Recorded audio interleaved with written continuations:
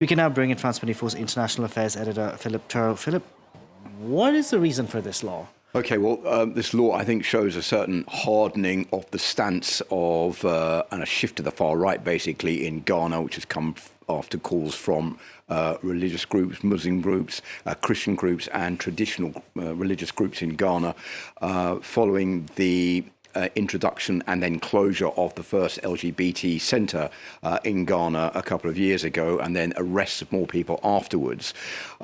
This new law is making it much harder for gay people to live normal lives in Ghana. Not that they were able to do that beforehand, because already they faced 3 years in jail if they were caught having sex, for example, together. But this has made it much harder. Now, under this new law, anybody who is identified as LGBT, or if you know someone who is LGBT and don't denounce that person to the authorities, you can also face a jail term of at least 3 years. Second point, 5 years in jail for funding LGBT activity. That's all to do with associations and other organisations. And then 10 years in jail if you are part of an LGBT advocacy campaign for children. So it's all quite bad news for the gay community in Ghana. We've seen a tightening of the bill already, which now looks like it's going to go through and be signed by the president, who said that if the people of Ghana want it to be promulgated into law, then he will sign it.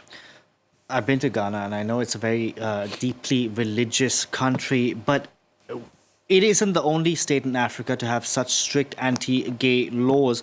Where is it safe to be gay on the continent? Well, there is good news and bad news. The good news is that it's never been criminalised, homosexual activity, in 12 African countries. It's been decriminalised in 10 others. South Africa was the first country to allow same-sex marriage, and Namibia has now declared that same-sex marriage must be considered exactly in the same context as heterosexual marriage. So there is some progress. But if you look at figures in Africa on this map, for example, you can still see that the death penalty can be upheld in at least 4 countries, 5: Somalia, Somaliland, Mauritania, northern Nigeria, and especially in Uganda, which has just passed an even more harsh anti-LGBT law last year.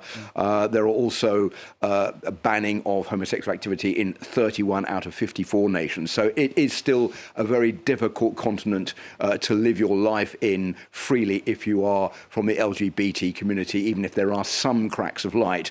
This latest legislation being passed in Ghana certainly is pushing things back, and there's been this outcry from the United States, from the United Nations, from many other countries saying this law should not be passed. Now in the hands of the president. We'll see whether he signs it into law. He's got 7 days to do that.